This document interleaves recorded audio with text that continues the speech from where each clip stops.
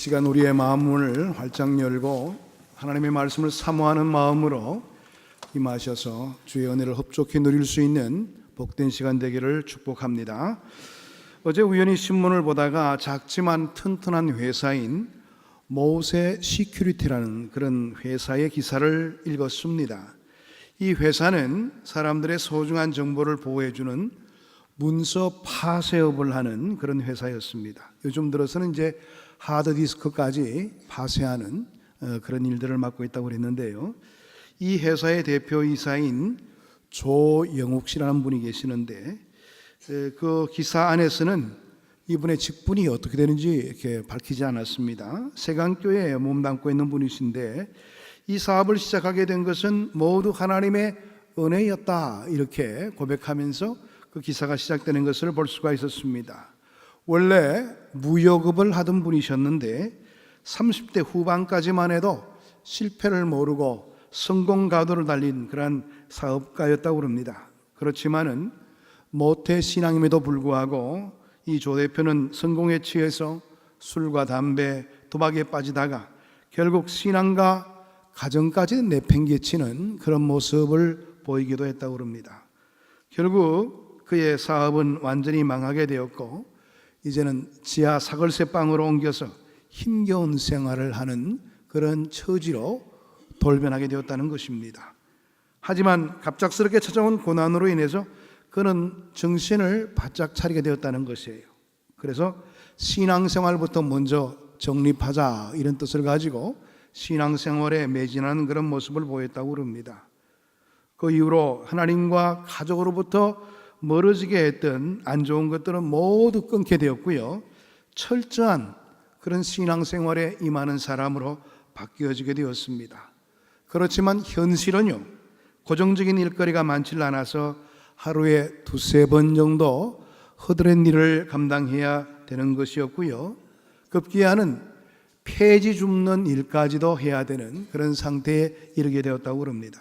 그런데 어느 날 폐지를 줍다가 모두가 아무렇지도 않게 내어버리는 폐지에 사실은 중요한 신상 정보가 많이 있는 것을 발견하고 문득 생각이 들었다고 합니다. 이 양반이 이렇게 이런 중요한 신상 정보들을 쉽게 낭비하며 버리다가 나중에는 큰 낭패를 보게 될 것인데 이런 생각이 들게 되었을 때에 그렇다. 이 중요한 정보를 보호해주는 서비스인 이 문서 파쇄업을 하면 어떨까? 그런 생각을 가지게 되었다는 겁니다. 요즘 그렇죠. 각 회사에서 또 요즘 정치적으로도 보면 수많은 문건들이 나오게 되는데 그 문건들을 잘 관리하지를 못해가지고 결국에는 문건 유출 사건도 나타나기도 하고 그러는데 사실 이분은 벌써 한 15년 이전에 이 모든 것들을 다 준비하면서 계획을 하려고 그렇게 작정을 했다는 것입니다.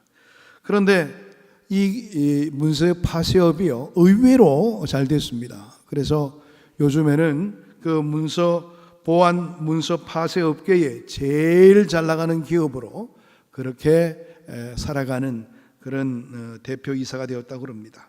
고난 속에서 은혜를 체험하고 새롭게 태어난 이 조영욱 씨는 신앙생활을 가장 우선적으로 생각하고 있고요. 지금도 변치 않는 신앙 중심의 삶으로 그 기업을 든든히 세우고 있다는 그런 기사를 읽어보았습니다. 여러분, 누구나 어려움에 처할 수 있습니다. 그 고난의 현장 사실 견디기 힘들고 참 감당하기가 어렵지요. 그러나 그 열악한 고난의 현장에도 하나님을 바라보는 자에게는 하나님은 여전히 은혜를 베풀어 주시고 계시다는 사실입니다. 대체로 모든 사람들은 힘들게 되면 제일 먼저 놓는 것이 신앙적인 부분들을 제일 먼저 내려놓더라고요. 내가 이렇게 해도 달라질 거는 없고 내가 신앙생활 했는데 달라진다면 벌써부터 달라진 것 아니겠는가 그런 생각을 가지는 것 같았어요. 그래서 먼저 신앙적인 부분들을 내려놓고 생활 전선에 뛰어드는 경우가 참 많이 있게 되는데 근데 여러분 그런 결정은 최악의 선택입니다. 결국 다 많은 것들을 잃어버리게 되고 더욱더 큰 낭패 속에 거하게 될 수밖에 없는 것이지요. 하나님께서 우리를 고난으로 내모실 때는 하나님께서는 우리를 만나시기를 원하시는 거예요.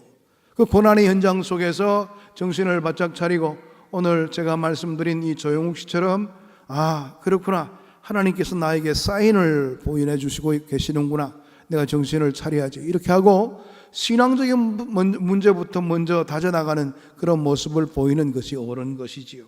특별히 어려움이 많은 자리는 그만큼 하나님의 은혜도 크다는 사실을 우리가 명심을 해야 되는 것입니다. 본문의 말씀은 노아의 홍수를 배경으로 하고 있는 그런 말씀의 내용입니다.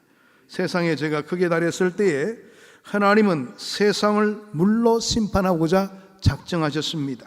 그러나 홍수 심판 이전에 하나님은 먼저 심판의 대언자를 세우게 되는데요, 노아로 하여금 먼저 하나님의 메시지에 대한 부분들을 많은 사람들에게 증거하도록 해서 준비하도록 만드시는 것입니다. 하나님의 일하는 방식은요, 사람을 통해서 당신의 일을 이룰 수 있도록 그렇게 인도하십니다. 출애굽은 하나님의 역사이지만은 모세를 통해서 이스라엘 백성들을 가나안 땅으로 인도하지 않았습니까? 뿐만 아니라 하나님은 이스라엘의 사사들과 선지자들을 채우셔서 구원을 선포하도록 그렇게 만드셨습니다. 신약 시대도 마찬가지였습니다. 제자들과 사도들을 세워서 교회를 세울 수 있도록 하고 교회를 통해서 구원의 방주의 역할을 감당할 수 있도록 그렇게 이끌어 주셨죠. 지금도 하나님은 사람을 통해서 역사하십니다. 하나님은 사람을 통하여 일할 때에 그 사람에게 은혜라는 귀한 방편을 이용하시지요. 세상에 죄가 크게 달했지만은 노아에게는 은혜를 베풀어 주심으로 통해서 죄악에서 멀어지게 하시고 하나님의 음성을 들을 수 있도록 그렇게 이끄셨던 겁니다. 그러므로 세상이 악하다고 말하기 전에 내가 하나님으로부터 이 은혜를 입는 일이 더 시급하다는 것을 여러분들 꼭 명심하시길 바랍니다. 요즘처럼 어려운 시대가 없죠. 우리 형편도 어려울 뿐만 아니라 총체적인 어려움을 우리가 직면하고 있는 시대를 살고 있습니다. 이럴 때일수록 우리가 신앙적인 일에 더욱더 껴있고 은혜의 일을 충만하게 받기 위해서 준비된 생활을 하는 것은 참으로 소중한 일입니다. 은혜란 헬라어로 카리스라는 말을 쓰는데요, 은혜란 말의 어원적인 의미는 아름다움입니다. 원래의 어원적인 의미는 아름다움이었습니다.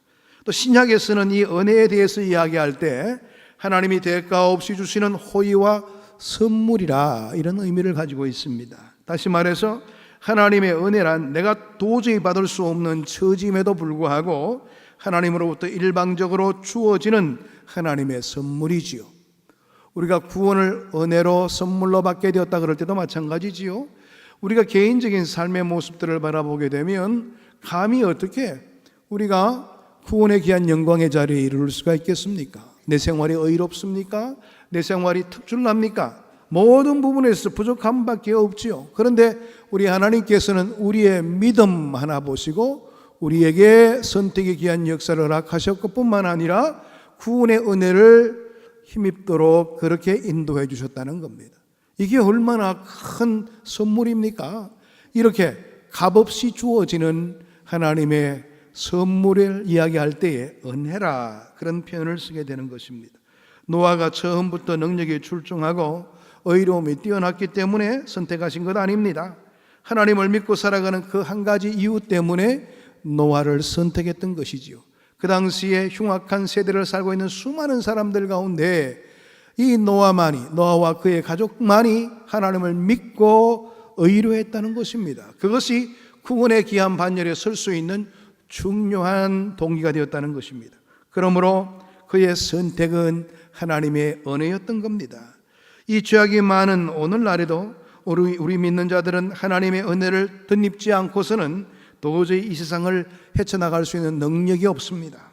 신구약에서 은혜라는 단어가 275번이나 나타나는데요, 굉장히 자주 등장되는 단어이기도 합니다. 인간에게 이렇게 은혜가 많이 필요하다는 겁니다.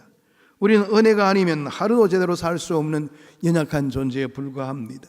그렇다면 이 본문의 말씀 속에서 은혜의 내용에 대해서 어떻게 설명하고 있는지를 한번 살펴볼 필요가 있습니다.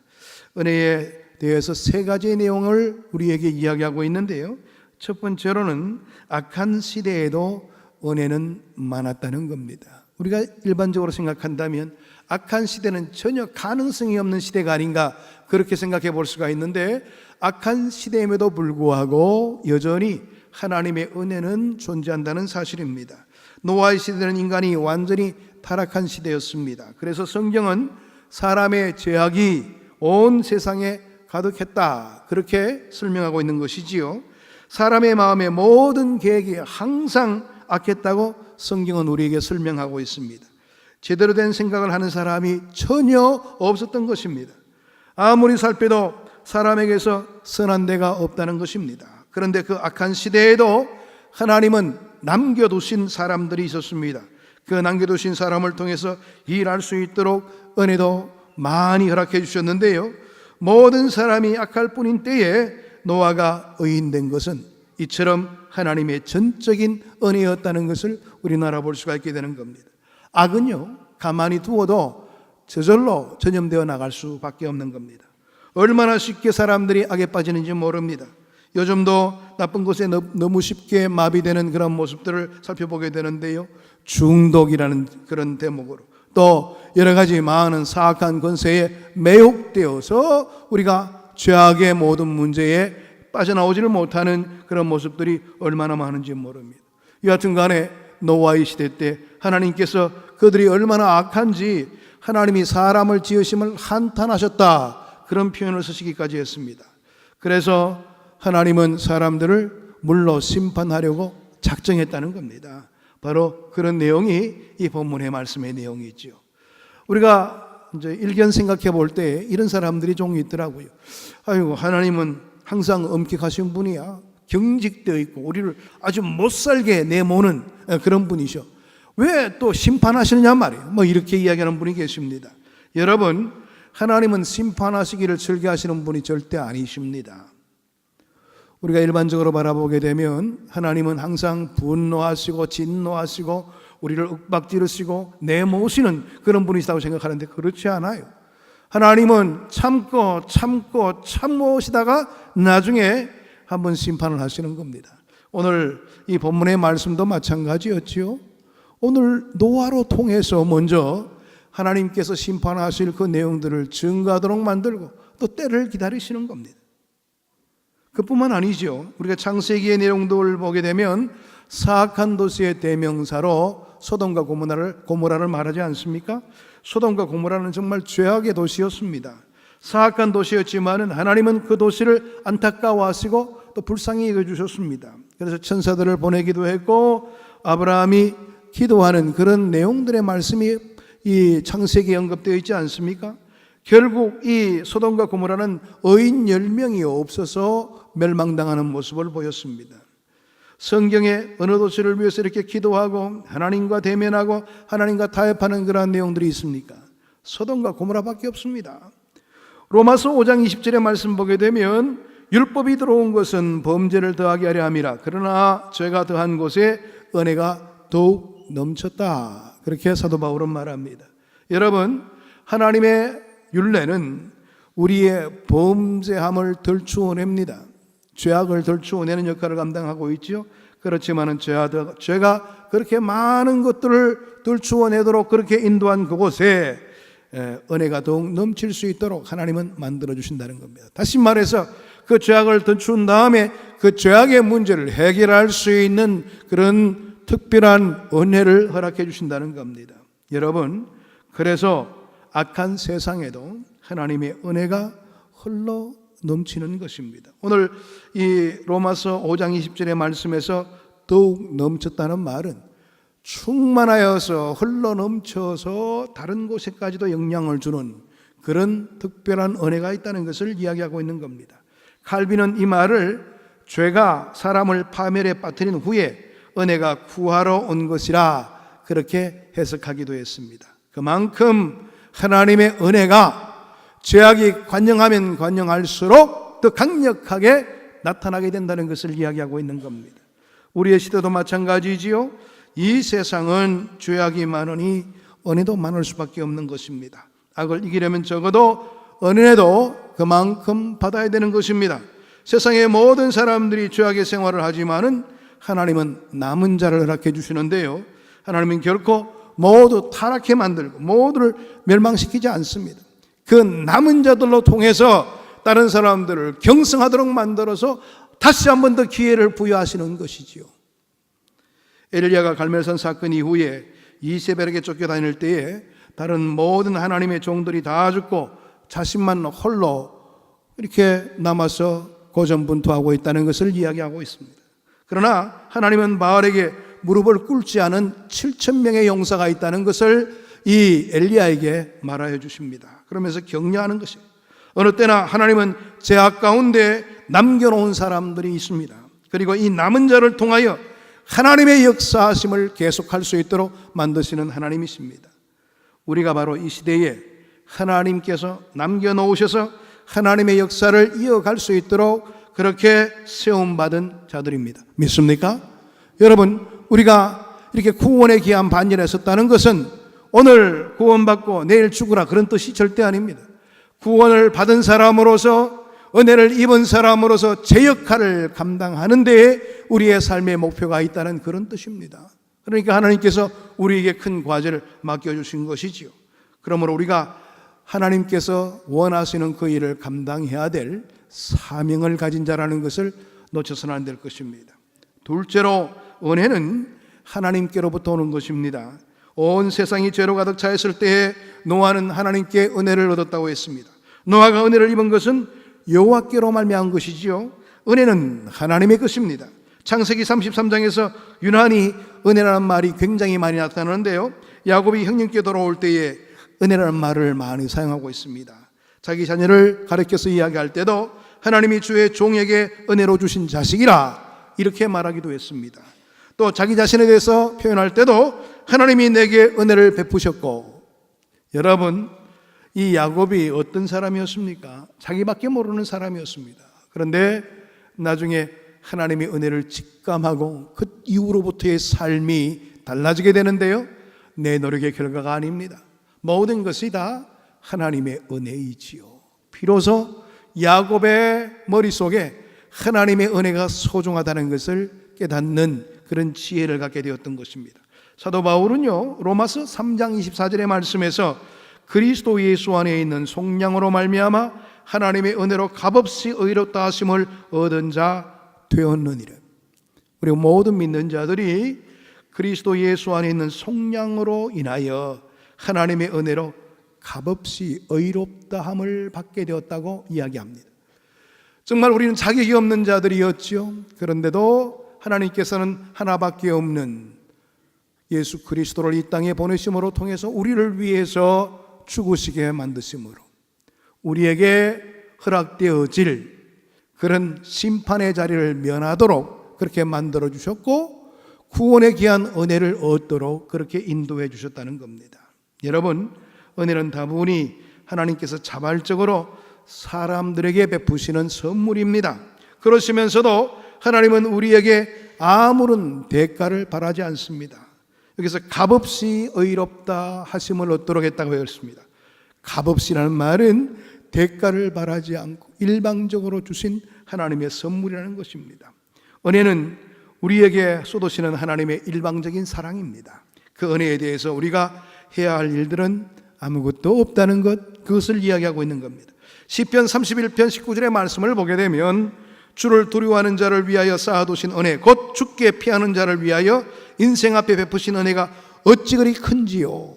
시편 기자는 하나님께서 베푸신 은혜가 얼마나 큰지, 그냥 모자라게 허락되는 것이 아니라 항상 넉넉함으로 허락되어지는 것이 은혜라는 것을 이야기합니다. 이것이 주께서 베푸시는 은혜입니다. 주께서 베푸시지 않으면 받지 못하는 것이 은혜이지요. 그러므로 은혜란 하나님께로부터 오는 선물입니다. 쌓아두시고 계속 공급하시는 은혜를 이 시편 기자는 이야기하고 있는 겁니다. 하나님께서 주실 때에 그냥 겨우 가랑가랑하게, 이것도 모자라는 것 아닌가, 이런 염려를 갖도록 하는 게 아니고 풍족하게 허락해 주심으로 그 은혜에 잠길 수 있도록, 그래서 하나님의 더 큰 역사를 이루며 살아갈 수 있도록 우리에게 요구하시는 하나님이시라는 겁니다. 그래서 은혜로 살아가는 사람들은 항상 풍성한 것이지요. 여러분, 찬송가 301장 2절의 내용 보게 되면 몸도 맘도 연약하나 새 힘받아 살았네. 물 붓듯이 부으시는 주의 은혜 족하다. 물 붓듯이 부어주시는 주님의 은혜가 있다는 것을 이야기합니다. 은혜는 항상 물 붓듯 우리에게 허락되는 것입니다. 풍족하게 임하게 되는 것입니다. 이렇게 풍성하신 은혜를 주시고도 우리에게 작은 대가 하나 요구하지 않으신 분이 바로 하나님이십니다. 여러분, 우리에게 이와 같은 귀한 은혜가 주어졌다는 사실에 대해서 여러분 기쁨으로 생각하시기를 바랍니다. 그리고 그 은혜의 자리를 흡족히 누릴 수 있는 우리 모두가 되기를 축복합니다. 세 번째로, 하나님의 사람은 은혜를 입어야 합니다. 하나님의 사람은 하나님의 은혜를 입어야 되는 것입니다. 은혜의 삶은 누구에게나 필요한 것이지요. 사도 바울은 고린도전서 15장 10절의 말씀에서 그러나 내가 나 된 것은 하나님의 은혜로 된 것이니 내게 주신 그의 은혜가 헛되지 아니하여 내가 모든 사도보다 더 많이 수고하였으나 내가 한 것이 아니요 오직 나와 함께 하신 하나님의 은혜로다. 여러분, 이 사도 바울은 고린도전서 15장 10절에서 자신의 삶 전부가 다 하나님의 은혜라 이렇게 고백하고 있습니다. 우리의 존재 자체가 하나님의 은혜가 된다는 겁니다. 은혜가 아니고서는 내가 존재할 수 없는 그런 미약한 존재에 불과하다는 겁니다. 은혜의 삶이란 우리 안에 있는 하나님의 생명력으로 사는 삶을 우리에게 이야기합니다. 그래서 은혜 받은 사람은요, 믿지 않는 자를 생명의 자리로 인도할 만큼 그런 생명력을 가지고 있는 거예요. 그래서 은혜 받고 살아가는 자의 삶인가 그렇지 않은 자의 삶인가를 우리가 점검해 보면 그분이 얼마만큼 생동감 있게 살아가고 있는가를 통해서 충분히 가늠해 볼 수가 있습니다. 그런데 우리는요, 그 귀한 은혜에 대해서 너무나 쉽게 생각하는 버릇들이 있습니다. 하나님께서 우리를 사랑하시되 하나밖에 없는 아들을 십자가에 매달려 죽게 함으로 통해서 우리에게 귀한 구원의 역사를, 구원의 은혜를 허락해 주셨음에도 불구하고 우리는 당연한 것처럼 생각하고 있다는 거예요. 뭐 예수 믿게 되니까 당연히 받는 것이지 뭐. 구원의 소중함, 은혜의 소중함에 대해서 생각지를 못하고 있습니다. 우리와 입장은 좀 다르지만 독일의 신학자 가운데서 본헤프라는 사람이 있습니다. 이분은 그런 이야기를 했습니다. 싸구려 은혜와 편의주의 신앙은 현대 기독교의 가장 위험한 요소이다. 이분은요, 그 히틀러 암살 음모에 가담했다는 제목으로 1945년 이 독일이 패망하기 직전에 사형을 당했던 사람입니다. 참 안타까운 사람인데, 이분이 이 현대에서 가장 문제가 되는 것은 싸구려 은혜와 편의주의의 신앙이라 두 가지를 지적하고 있습니다. 싸구려 은혜라는 것은 무엇을 말하느냐 하면 값없이 우리에게 허락되어졌다고 해서 그 은혜가 싸구려입니까? 그렇지 않지 않습니까? 그런데 많은 사람들은 제가 아까 말씀드렸던 것처럼 그 은혜를 너무나 쉽게 생각한다는 거예요. 우리에게 이미 허락되어진 이 귀한 구원의 은혜를 너무 쉽게 생각함으로 통해서 하나님 앞에서 온전함을 유지해야 될 하나님의 백성이 하나님의 백성답게 살지 않는 그런 모습을 보일 때가 많다는 겁니다. 그런 분들은 하나님께서 우리에게 허락해 주신 그 은혜를 싸구려 은혜로 여기고 살아가는 자의 삶이라는 겁니다. 그리고 그런 자의 삶의 모습 보게 되면 모든 것이 다 편의 위주라는 거예요. 이렇게 하는 게 훨씬 더 쉽고 훨씬 더 용이하지 않습니까? 모든 것이 다 편의 위주예요. 이런 것이 결국 우리의 신앙의 자리에서 멀어지도록 만드는 요인이 된다는 것입니다. 그래서 이 본헤프는 값싼 은혜를 이렇게 설명하고 있습니다. 회개 없는 용서. 회개는 하지 않으면서도 우리는 용서를 바랄 때가 많다는 겁니다. 고백 없는 세례. 고백하지도 않으면서 세례받기를 원하는 그런 열망들이 있다는 겁니다. 교제가 없는 성찬. 우리가 성찬을 왜 하는 겁니까? 그리스도 가운데 하나가 되었다는 거예요. 식구가 되었다는 그런 증명의 자리가 성찬의 자리입니다. 그런데도 교제가 없어요. 또 십자가 없는 은혜. 그냥 은혜만 바라고 있었지 십자가의 고난에 대한 부분들은 전혀 생각지 않는 우리의 모습들이 있다는 겁니다. 희생이 없는 제자도, 우리가 진정한 그리스도의 제자라고 그런다면 희생을 감수할 수 있어야 되겠지요. 그런데 보면 교회 안에서 함께 일하자 이렇게 하면 다 빠지는 거예요. 내가 왜 이래? 일할 사람 따로 있는 것이지. 희생을 원하지 않는 그런 우리의 모습들이 있다는 겁니다. 생활이 없는 그리스도인, 이것이 바로 값싼 은혜를 지향하며 살아가는 자의 삶의 모습이라는 겁니다. 여러분, 값싼 은혜는 교회 안에 치명적인 역할을 감당합니다. 그러나 값진 은혜는 십자가를 통해서 얻는 살아계신 예수 그리스도의 은혜를 말합니다. 값진 은혜는 회개가 있는 삶이 가능합니다. 값진 은혜는 고백이 따르는 삶이 있습니다. 값진 은혜는 십자가의 공로를 인정합니다.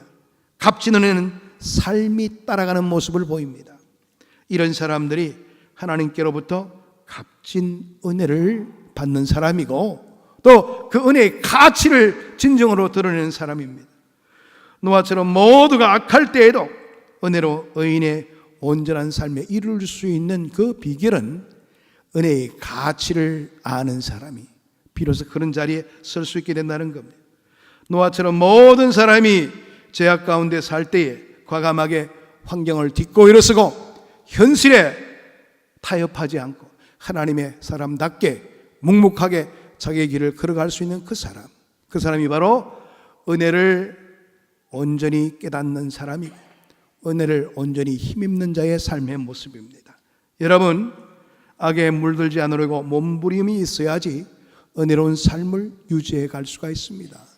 대충 편의 위주로 시간 가는 대로 신앙생활을 하다가 나중에 어떤 일이 있는지 몰라요. 그리스도를 믿는 우리는 세상이 암울할수록 은혜가 충만한 삶을 살아야 됩니다. 요즘 들어서 많은 분들은 그렇게 이야기합니다. 우리나라 너무 힘들어, 너무 어려워, 어떻게 살아갈지 몰라, 사람들도 얼마나 악한지. 이 비판의식은 강한데요, 그렇다면 당신은 어떻게 살아요? 지금 어떻게 살고 있습니까? 이렇게 묻게 되면 답이 없어요. 여러분, 이럴 때일수록 우리에게 은혜 받는 일에 우리가 집착한다고 말할 수 있을 정도로 그렇게 온전하게 매달릴 수 있는 그런 모습들이 필요한 겁니다. 그 은혜는 그냥 주어지는 겁니까? 그렇지 않죠. 우리의 삶이 경건한 삶으로 예비되어질 때에 은혜가 계속 유지되어 나갈 수가 있다는 사실이에요. 여러분, 우리가 이 기본적으로요, 공예배에 출석하는 것도 굉장히 중요한 일이에요. 그런데도 중직자라고 말하면서도 공예배 출석에 대해서 아주 수월하게 생각하는 분들이 많으세요. 오후 예배도 쉽게 빠지고 수요 예배는 아주 내가 해야 되지 않을 것처럼 그렇게 생각하는 분들도 계시고 새벽 기도는 나와는 전혀 상관없는 일이지 이렇게 살고 있는 사람들이 얼마나 많은지 몰라요. 일반 평신도라면 그래도 이해는 되지요. 중직자라고 말하는 사람들이 이런 의식들을 가지고 살아가는데 무슨 은혜로운 삶이 우리에게 가능할 수가 있겠어요? 주님 앞에 바로 서고자 하는 그런 우리의 의욕들이 부족한데 그 속에서 무슨 우리의 삶의 변화가 이루어질 수가 있겠습니까? 여러분, 우리 자신을 철저하게 돌아봐야 될 겁니다.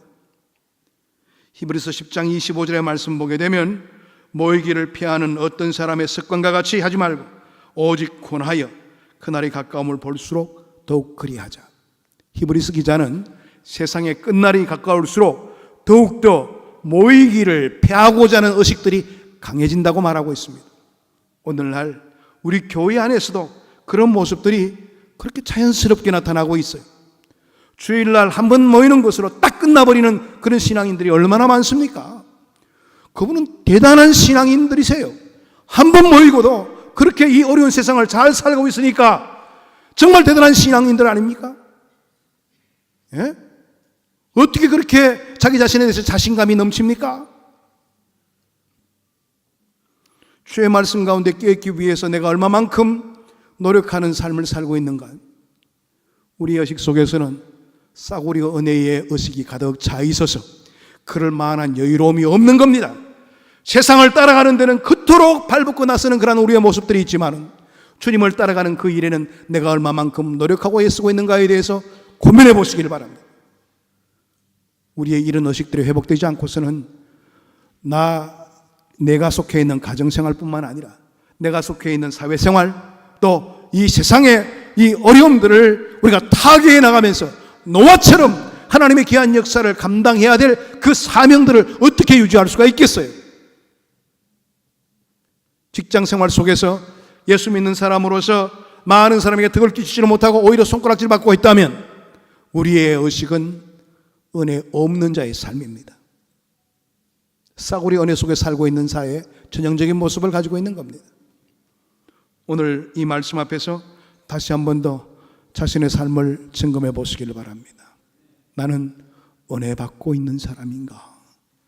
나는 하나님께 은혜 입고 살아가는 자의 삶의 모습을 가지고 있는가? 우리의 고민들이 없다면 결국 우리의 신앙생활은 황폐해질 수밖에 없을 겁니다. 은혜가 계속 공급되어질 때 우리의 삶이 바로 설 수가 있습니다.